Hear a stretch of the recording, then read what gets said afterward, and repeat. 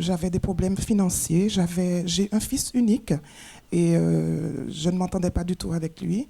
Et pour ne pas m'entendre du tout avec lui, il m'avait annoncé son homosexualité. Et ça m'avait beaucoup affectée parce que je ne pensais pas qu'un jour, mon seul fils, le seul enfant que j'ai, puisse être homosexuel. Et donc, ça n'allait pas du tout à la maison. Je n'aimais pas aller travailler. Il fallait travailler, donc j'y allais parce qu'il fallait travailler, il fallait financer les choses à la maison. Mais je n'aimais pas du tout tout ça. Alors aujourd'hui, ça va très très bien. Je suis guérie de migraine, je ne souffre plus, je suis bien. Et mon fils est sorti de son homosexualité. Il s'est marié, c'est ça? Alors, ça fait 2 semaines qu'il s'est marié avec une ouvrière. Amen.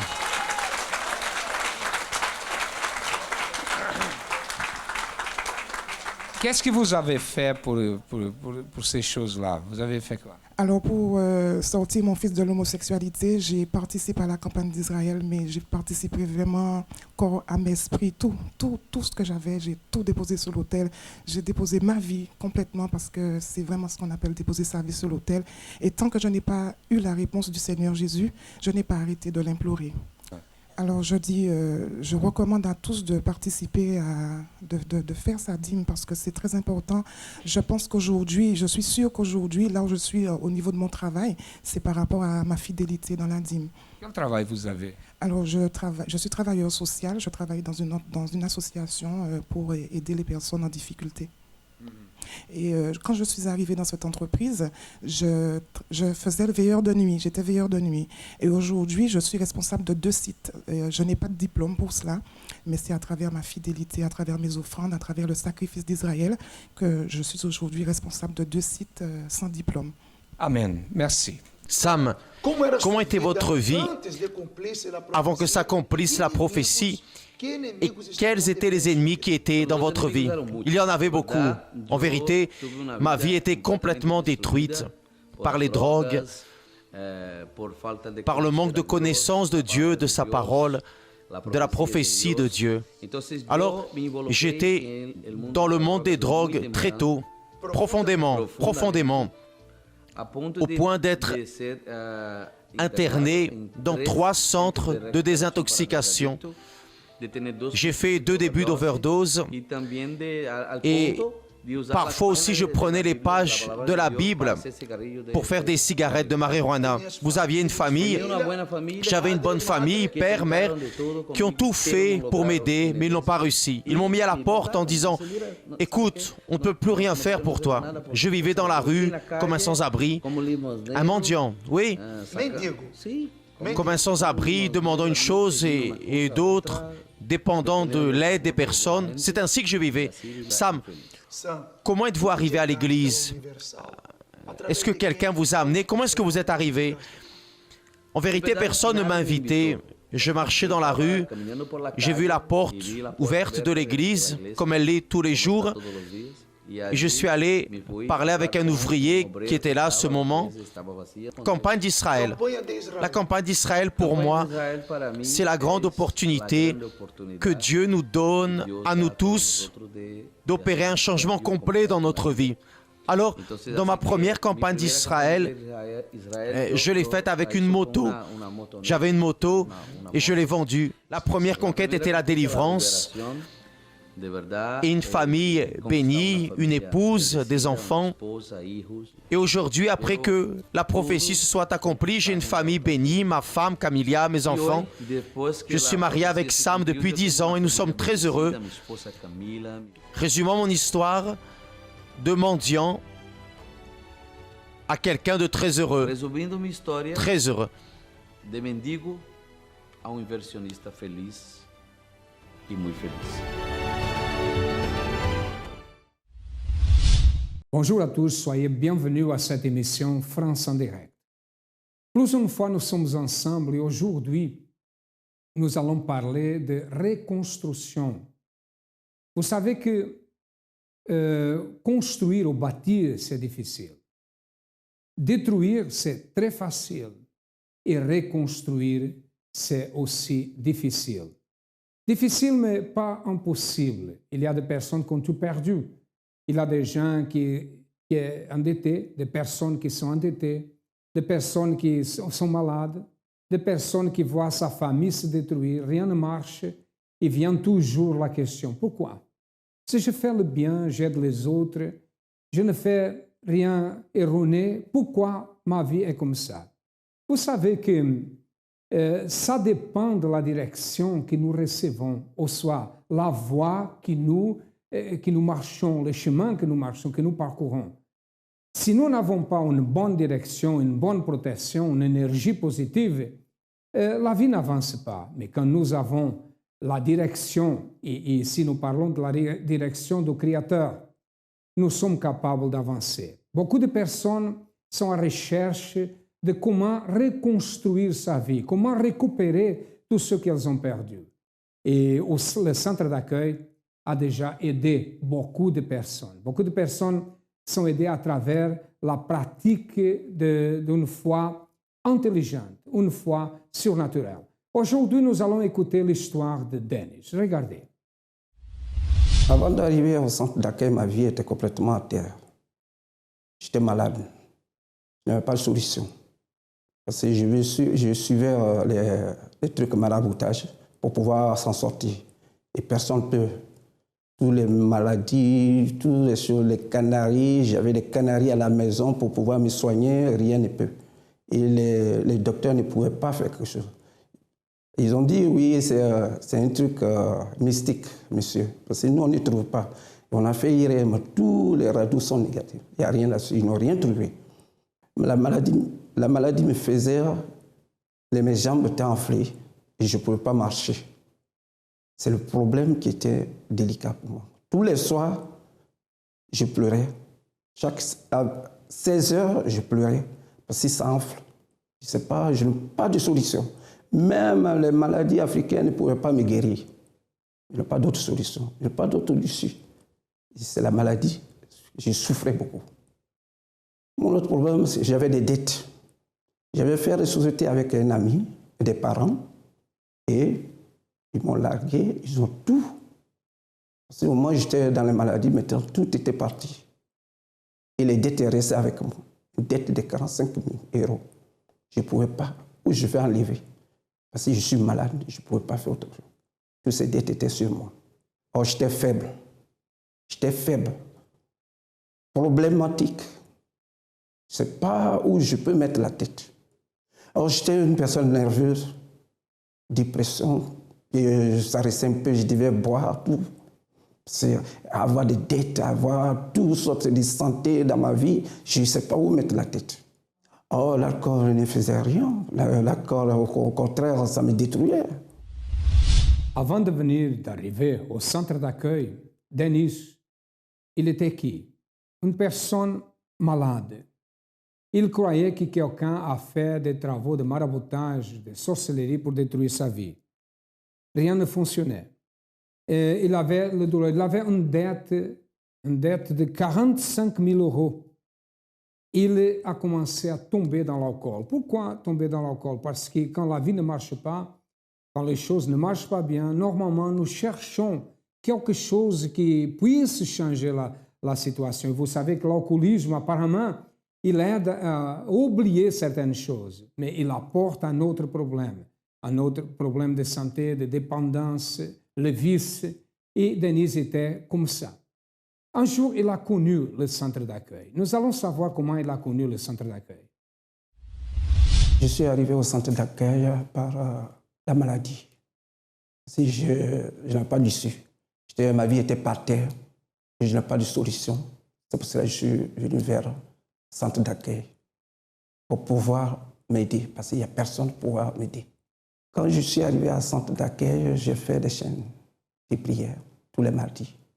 De retour de l'église, j'ai tout comme ce qui était dans ma maison, comme les maraboutages, tous les trucs africains, j'ai tout jeté. J'ai fait un nettoyage dans ma maison. La campagne, quand je suis arrivé je ne connaissais pas qu'est-ce qu'on appelle campagne Israël. De là, je me suis lancé comme ça, sans réfléchir. J'ai compris tout ce qui est sorti à l'autel pour la campagne d'Israël. Il faut mettre tout sur l'autel, il faut faire sacrifice. Donc, je me suis lancé. Je n'avais rien. Mais le peu que j'avais sur moi, que je voulais manger, j'ai tout mis sur le terre. Et Dieu a répondu à ma prière. J'ai participé à cette campagne pour ma santé. Parce que je n'ai pas l'issue. Et c'est cette campagne qui a fait aujourd'hui, je suis guéri. J'ai participé à d'autres campagnes. Parce que les autres campagnes, j'ai participé pour ma vie financière et pour la famille et pour toute ma vie. J'ai participé au temps de la campagne d'Israël parce que la campagne d'Israël est le plus court chemin pour voir la gloire de Dieu dans la vie d'un chrétien. Soigner les blessés, guérir les infirmes, donner la prospérité, rétablir la vie, sauver et délivrer les captifs. L'huile consacrée au temple de Salomon est imprégnée d'un pouvoir de délivrance. Le même qui se trouve dans son état original, dans la foi vive et intelligente. Cette huile, en vérité, représente le début d'un renouvellement ou d'une transformation totale de la vie de chacun. Des millions de membres du centre d'accueil dispersés dans tout le monde. Pour tous ceux qui désirent avoir ce changement complet et divin. Pendant 7 semaines, 7 domaines différents de la vie seront abordés. Chaque personne qui n'acceptera pas de perdre cette opportunité unique recevra l'onction d'huile consacrée dans le temple de Salomon. L'huile consacrée dans le temple de Salomon par 20 000 serviteurs du Dieu vivant. Du 3 août au 20 septembre. Plus d'informations sur notre ligne amie 24 heures au 01 53 35 85 12 ou centredaccueil.net. Centre d'accueil, nous croyons en vous comme personne.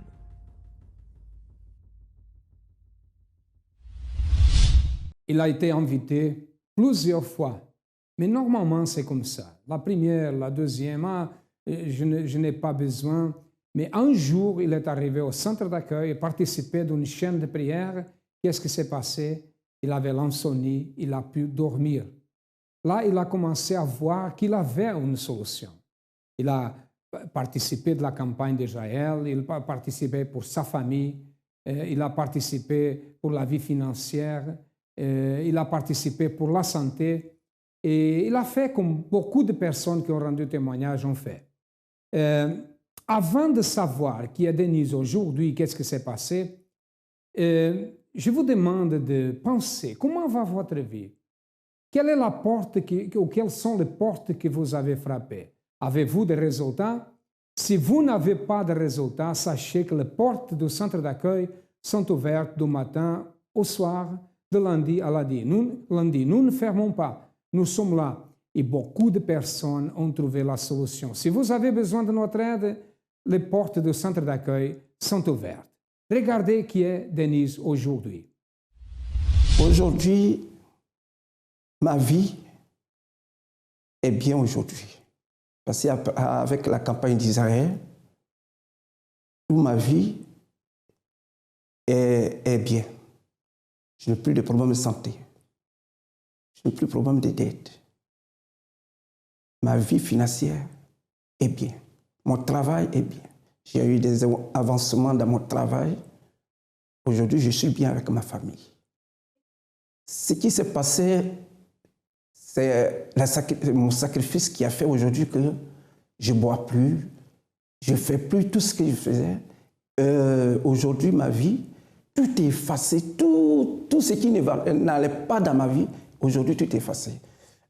Ma vie, ma santé, mon couple, on est tranquille aujourd'hui, on est guéri, on est bien. Par la campagne d'Israël. Parce que c'est cette campagne d'Israël qui nous a fait aujourd'hui que notre vie, la maladie est complètement effacée, partie. Même mon docteur me demandait comment tu as fait. Même j'avais les tensions, tout ça, il n'y a rien maintenant. Les dettes, Trésor public m'a envoyé les documents, 0. Je ne dois plus. je ne dois plus les impôts à l'État, c'est fini. Tout est effacé par la campagne d'Israël. Aujourd'hui, je suis bien.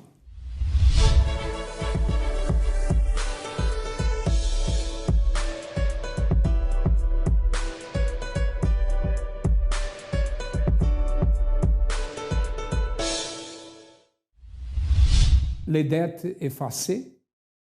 Il vit une vie de couple en harmonie. Il a été guéri. Il a été transformé complètement. Aujourd'hui, il dort bien. Il n'a plus de problèmes grâce à la pratique d'une foi intelligente. Il a participé à la campagne d'Israël. Nous allons maintenant écouter le témoignage de Madame Gerline, qui a aussi participé de la campagne d'Israël. On est arrivé au centre d'accueil, j'étais quelqu'un de très dépressif, je dirais même nerveuse parce que je confrontais pas mal de problèmes dans ma vie, dans ma santé, du point de vue familial. J'avais beaucoup de soucis, je vivais dans la crainte, dans la peur, parce qu'en fait je voyais ma vie partir en fumée. Avant j'avais des fibromes, j'ai été opérée mais c'est revenu. Et puis 3 ans après, et j'avais un tumeur. Donc quand les médecins ils ont détecté, j'ai fait pas mal de...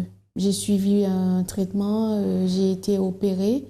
Et puis après, 1 an après, j'ai été tombée malade. Et puis j'ai été opérée il n'y a pas quelques temps. De ça, j'ai été opérée à nouveau par rapport à ça. Je pensais que j'allais mourir, que tout était fini pour mes enfants et tout. Je pleurais par rapport à mon mari, l'attitude qu'il avait... Dans mon foyer, il y avait vraiment de choses qui n'allaient pas. Pour moi, qu'on dit tumeur, c'est fini. C'était ça le plus dur. Et puis après, mon mari ne me comprenait pas. Je suis arrivée au centre d'accueil. Je me sentais bien dès que je suis arrivée là-bas. Et puis, c'est 2 dimanches après, je suis partie avec ma famille. Et puis, le pasteur, il a parlé de la campagne d'Israël. Vu que le pasteur a dit, c'est Dieu qui va nous mettre à cœur de donner ce qu'on... C'est lui qui va nous guider pour donner ce qu'on veut à la campagne d'Israël. En sacrifiant, j'ai déterminé, quand je suis montée sur l'autel, j'ai demandé à Dieu de m'aider, de me diriger, parce que surtout par rapport à ma santé, à ma vie familiale et à ma vie professionnelle. Dieu, il a ouvert les portes. Pour moi, ça a représenté beaucoup de choses. Parce qu'en fait, vu que j'ai pris l'attitude de le faire, Dieu m'a exaucé. Pour moi, ça représentait une dernière chance. Je voulais le faire, j'ai dit, vu que j'ai des problèmes, quand on m'a expliqué par rapport à la campagne d'Israël, je pouvais être guérie. Je pouvais, tous les problèmes que j'avais, parce que je voulais un appui, j'ai dit, je vais le faire par rapport à la campagne d'Israël. Je sais que Dieu, il va m'honorer, il va m'écouter. Il s'agissait juste de rester en prière et d'agir ma foi. J'avais une maison que je voulais acheter en République dominicaine. La situation était vraiment bloquée. Et puis un lundi, j'ai reçu un appel de la banque. Ils m'ont dit que Madame Cherfis, tout a été fait. C'est bon, la maison, il n'y a que vous pouvez juste venir pour signer. Ça a été débloqué. Et puis par rapport à ma vie professionnelle, je voulais une promotion dans mon travail. La même semaine, il y a mon responsable qui a pris la décision de partir.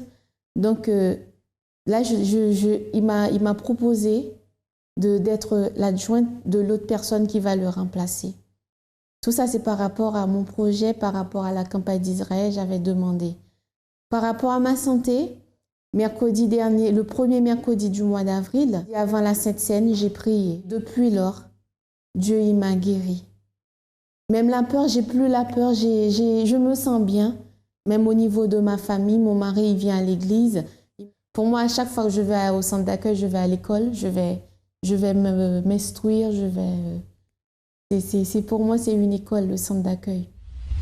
Plus une personne qui a trouvé la solution, guérie, la vie financière bénie, la vie de famille, une personne qui a trouvé la solution à travers la pratique d'une foi intelligente, à travers la participation de la campagne d'Israël. Vous savez que la foi, c'est comme ça. Il y a 2 types de foi. La foi que nous croyons que Dieu existe, que nous participons d'une église, d'une religion, mais c'est ça seulement. Il y a la foi active. La foi active exige quoi? Exige qu'elle soit pratiquée. Et la campagne d'Israël a aidé beaucoup de personnes. Avez-vous besoin de notre aide? Nous sommes situés au 254 de rue du Faubourg Saint-Martin, au 10e arrondissement à Paris. Nous avons d'autres centres d'accueil, comme vous pouvez constater. Ils passent les adresses dans votre ordinateur. Vous avez aussi un numéro de téléphone que vous pouvez appeler pour recevoir plus d'informations. Les portes sont ouvertes et si vous avez besoin de notre aide, venez et certainement votre vie changera. À demain et que Dieu vous bénisse à tous abondamment.